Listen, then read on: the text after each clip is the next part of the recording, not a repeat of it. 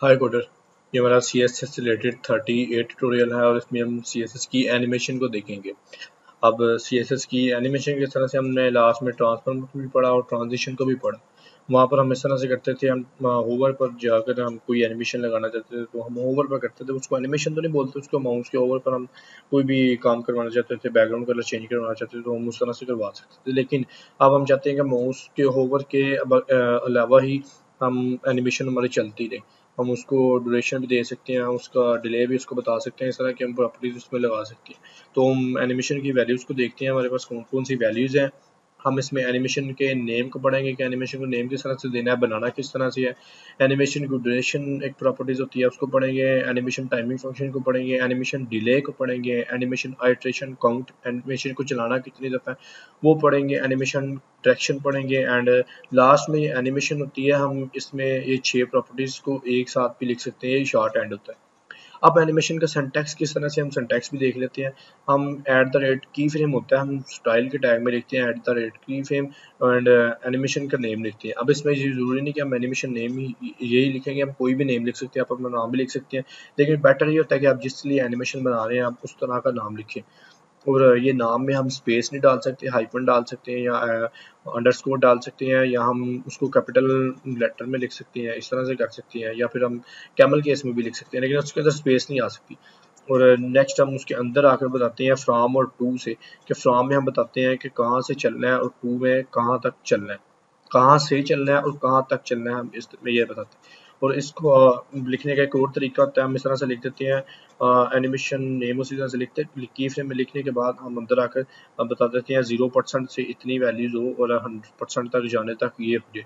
हम यहाँ पर इस तरह से कर सकते हैं कि बैकग्राउंड कलर ब्लैक रहे 0% पर और 100% पर जाने तक जो उसका बैकग्राउंड कलर है वो रेड हो जाए, या फिर इस तरह का ऑरेंज हो जाए, हम चेंज कर सकते हैं। तो हम विजुअल स्टूडियो कोड पर चलते हैं और अपनी एनिमेशन को देखते हैं। तो ये हम विजुअल स्टूडियो कोड पर आ चुके हैं और यहाँ पर मैंने एक ये डिव लिया है जिसको मैंने क्लास कार्ड, और इसकी स्टाइलिंग कर दी किस तरह से, विड्थ और हाइट दे दिया, पोजीशन एब्सोल्यूट करके उसको टॉप लेफ्ट से 50% देने के बाद मार्जिन दे दिया माइनस 150 पिक्सल चारों तरफ से, जिससे वो सेंटर में आ जाएगी। अब उसको जो उसका अंदर का टेक्स्ट सेंटर में लाने के लिए मैंने लाइन हाइट 300 पिक्सल कर दी, जिससे वो वर्टिकली सेंटर में आ जाएगा, और टेक्स्ट लाइन सेंटर कर दी जिससे वो हॉरिजॉन्टली भी सेंटर में आ जाएगा। एंड बैकग्राउंड कलर और उसका कलर दे दिया टेक्स्ट का, फ़ॉन्ट साइज़ भी मैंने दे दिया और लास्ट में बैक शेडो भी लगा दिया। अब इसका मैं आपको आउटपुट दिखा देता हूँ, हमें आउटपुट क्या मिलता है। ये आप देख सकते हैं, ये हमें आउटपुट मिल रहा है। अब हम इसमें एनिमेशन को लगाएंगे। हम एनिमेशन को किस तरह से लगाएंगे, लास्ट में हम स्टाइल के टैग के अंदर ही हम लिखते हैं एट द रेट की फ्रेम हम लिखते हैं और यहाँ पर एनिमेशन का नेम लिखते हैं। अब आप यहाँ पर आप कोई भी नेम लिख सकते हैं। मैं अब लगता हूँ रेडियस के लिए, तो मैं यहाँ पर अभी रेडियस लिख लेता हूँ। इस तरह से हम कोई भी नाम इसमें लिख सकते हैं, ये कोई स्पेसिफिक नहीं होता। और यहाँ पर आके फ्रॉम लिखते हैं हम, फ्रॉम के अंदर लिख देते हैं बॉर्डर जो रेडियस है वो 0% रहे, हम यहाँ पर 0% कर देते हैं, और 2 तक हम कर देते हैं इसका बॉर्डर रेडियस 50% कर देते हैं, हम 50% कर देते हैं। अब इससे इस तरह से एनिमेशन नहीं चलेगी। क्यों नहीं चलेगी? क्योंकि अब हमने एनिमेशन को सिर्फ क्रिएट किया है एक नाम देकर। अब इसको हमने यूज़ किस डिव में करना है, हमने वो भी बताना पड़ेगा।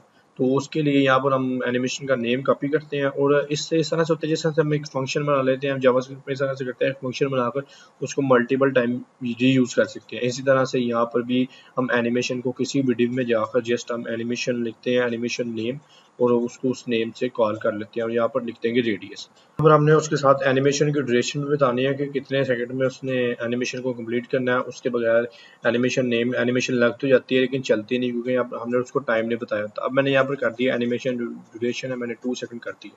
तो अब देखना ये 2 सेकंड में चल रही है, ये देखते हैं 50% और वापस चली।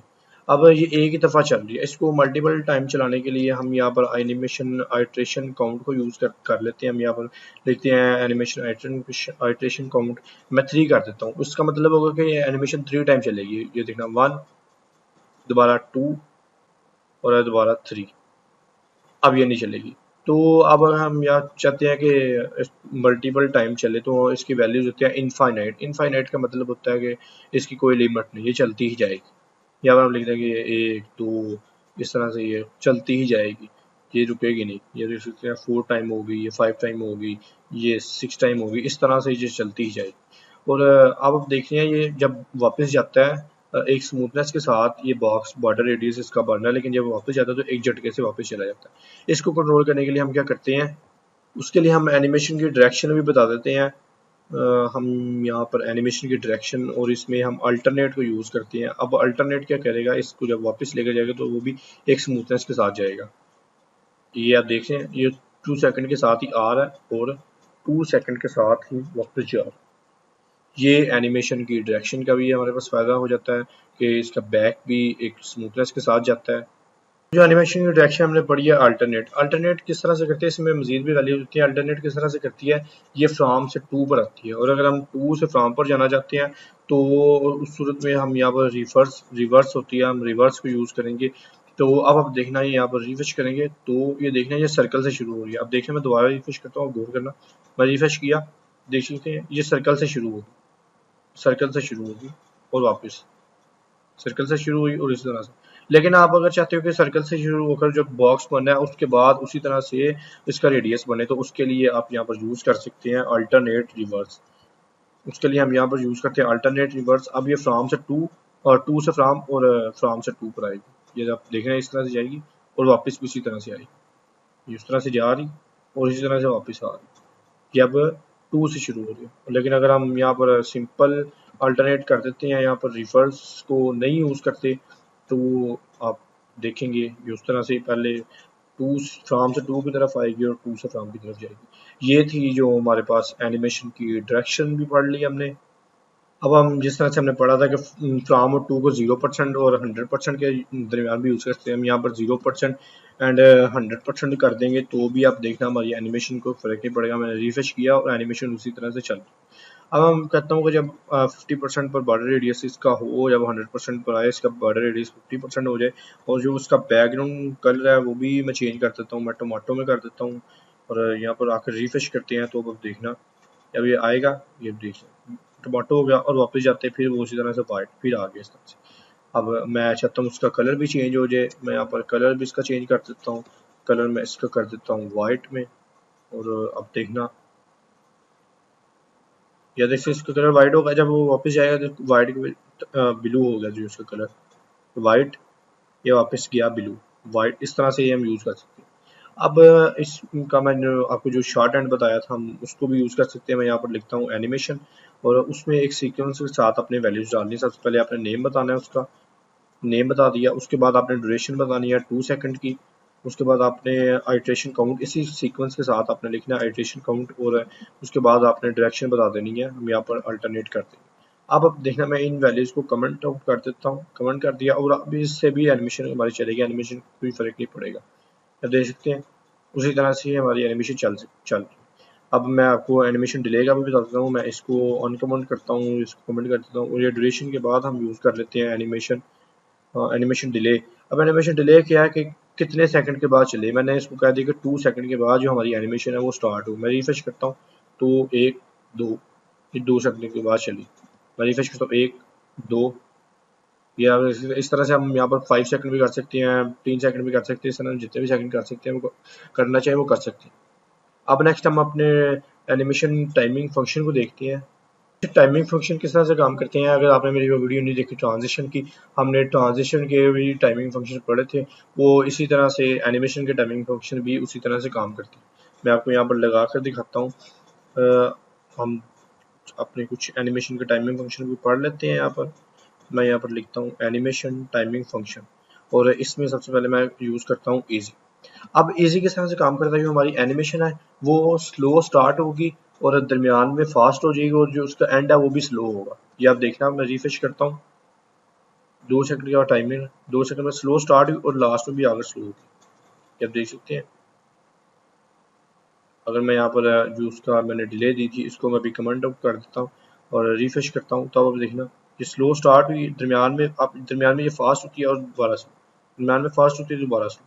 इस तरह से हम इजी इन भी हमारे पास एक होता है इजी इन, उसको हम लगाते हैं इजी इन। इजी इन किस तरह से करता है, उसका जो स्टार्ट है वो स्लो होगा और बाद में वो फास्ट हो जाएगा। स्लो ये देख सकते हैं आप, एकदम ही इसमें फास्ट हो गया, ये स्लो आया और फास्ट हो गया। इसी तरह से अगर हम इजी आउट को लगाएंगे तो जो उसका एंड होगा वो स्लो होगा और बाकी वो फास्ट है। ये फास्ट शुरू हुआ और स्लो हो गया। फास्ट गया और स्लो हो गया, फास्ट आया स्लो हो गया, लास्ट में आ गया। और जो इजी इन आउट वो किस तरह से काम करता है, हम यहाँ पर लिखते हैं इजी इन आउट। अब इजी इन आउट भी उसी तरह से स्टार्ट स्लो होगा और लास्ट एंड होगा। जिस तरह से हमने अभी इजी पढ़ा था लेकिन उसमें मिडल में आकर फास्ट हो जाता है, लेकिन ये एक स्पीड से स्लो आएगा और स्लो ही रहेगा। ये देख सकते हैं कि एक स्पीड में स्लो आया स्लो ही खत्म हुआ, स्लो स्टार्ट हुआ स्लो ही खत्म हुआ। इस तरह से ये हमारा इजी इन आउट होता है। और एक लीनियर भी होता है, लीनियर है इसकी कांस्टेंट स्पीड रहती है, उसमें जिस तरह से वो चलता है उसी तरह से चलेगा। ये देख सकते हैं ये उसी तरह से जिस तरह से था एक ही स्पीड में चल रहा है, ये default value. So this is all for this video. ये था हमारे एनिमेशन के रिलेटेड ट्यूटोरियल। आई होप कि आपको वीडियो पसंद आई होगी। अगर आपको वीडियो पसंद आई है तो चैनल को सब्सक्राइब करें, वीडियो को लाइक करें एंड न्यू डेवलपर के साथ शेयर भी करें। Then keep learning and keep exploring.